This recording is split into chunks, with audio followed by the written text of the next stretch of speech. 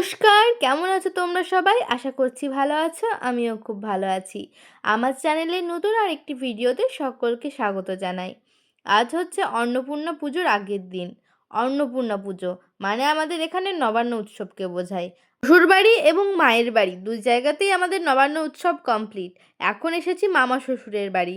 এখানে দেখো মামা মাছ ভাজছে, পুকুর থেকে টাটকা মাছ ধরা হয়েছে, মামাদেরই পুকুর সেখান থেকেই। তাই মাছগুলো কাটার বাছার পর এখানে মাছ ভাজার পর্ব চলছে, কারণ নবান্ন উৎসবে মাছ রাখতেই হয়।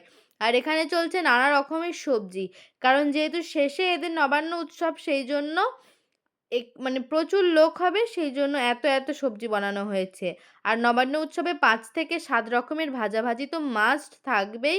তাছাড়াও বিভিন্ন তরকারি করতে হয়, আর মাছ তো কম্পালসারি থাকতেই হবে। রান্নাবান্নার জোগাড়যন্ত্রের পর ওই রাত্রি 8:30টার সময় করে মা অন্নপূর্ণাকে ঘরে আনা হয়। এই যে মাকে ঘর ঢোকানো হচ্ছে, তোমাদের সাথে সেটাই শেয়ার করলাম। আর ভিডিওটা আমি নবান্ন উৎসবের আগের দিন থেকে শুরু করেছি, যাতে কি হয়েছে না হয়েছে পুরোটা তোমাদের সাথে ভালোভাবে শেয়ার করা যায়। যেহেতু গেটটার তুলনায় ঠাকুরটা একটু বড় হয়ে গিয়েছিল, সেই জন্য গেটে ভিতর ঠাকুরটা ঢোকাতে একটু অসুবিধাই হচ্ছিল। আনার পর দেখো পিছন দিকে ব্যাকগ্রাউন্ড সেট করে দেওয়া হয়েছে, এবং রাত্রেবেলা যেহেতু মায়ের মুখটা পুজো হয়নি, সেজন্য মায়ের মুখটাকে ঢেকে রাখা হয়েছে। আজ হচ্ছে পরের দিন সকালবেলা। সকালবেলা আমরা 10টার মধ্যে চলে এসেছিলাম। ঠিক ঘট আনতে যাবার আগের মুহূর্তেই আমরা এসেছিলাম। এখানে দেখলাম ফুচি সবাই স্নান করে নিয়েছে। ফুচি এখানে ধুনো দিচ্ছিল। আর আমাকে বলা হয়েছিল ঘট আনবে, তখন যিনি ঘট এনেছেন তার পা ধুয়ে দিতে, এবং কি একটা কাজ ছিল সেটা করে দিতে। আমি সেটুকু করে দিয়েছিলাম। আর এই যে এখানে অর্কদা এবং টিনাদি দুজনেই গেছিল ঘট আনতে, সাথে গেছিল ঠাকুরমশাই। এরা তিনজনে আনবে ঘট, আর বাকি যারা ছিল সবাই গেছিল। আমি যেতে পারিনি, যেহেতু ঘর ঢুকলে আমাকে পায়ে জল দিতে হবে, সেই জন্য। আর যেহেতু বাড়িতে কেউ ছিল না, আমি একাই ছিলাম, সেই জন্য সেই সমস্ত ক্লিপ আমার নিয়ে ওঠা হয়নি। তারপরে এখানে ঠাকুরমশাই পুজোতে বসে গিয়েছে।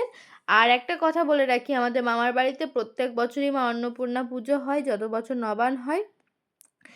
অন্যান্য বছর মামাদের বাড়ি আর আমার শ্বশুর বাড়ি দু জায়গাতেই একসঙ্গে যেহেতু নবান্ন উৎসব হয়, আমাদের চলতি কথায় যেটাকে নবান্ন বলা হয়, তো সেইটা একসঙ্গে হওয়ার কারণ আমি পুরোপুরি নবান্ন উৎসবের যে পুজোটা, সেটা আমরা দেখতে পাই না কোনো বছরই।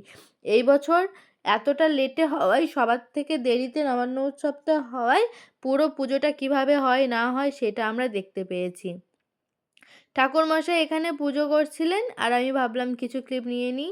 যেহেতু বাড়িতে অনেক লোকজন হয়েছিল, আর আমাদের বাড়িতে তো অনেক পুচকো পাচকা আছে, যেমন আয়ুষ আছে, নতুন সদস্য অনেক হয়েছে, যেমন বাবান আছে, তারপরে ফুচির ধূমকেতু আছে, ধূমকেতু না ভূমিকম্প, ওর নাম রেখেছে ভূমিকম্প, ধ্রুবজ্যোতি।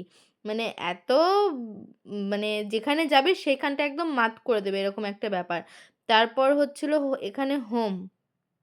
এখানে হোম হওয়ার পর পুজো কমপ্লিট হয়ে গেছিল। হওয়ার পর সকলে মিলে খাওয়া দাওয়া করা শুরু হয়ে গেছিল।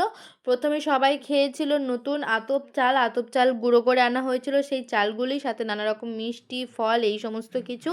আর তারপর হয়েছিল ভাত। ভাতের মেনুতে ছিল ভাত, 7 রকমের ভাজাভুজি, তারপর বাঁধাকপির তরকারি, ফুলকপির দিয়ে আলু দিয়ে রসা হয়েছিল, পাঁচমিশালি তরকারি হয়েছিল, টক হয়েছিল, মাছের ঝোল হয়েছিল, এই সমস্ত কিছু হয়েছিল।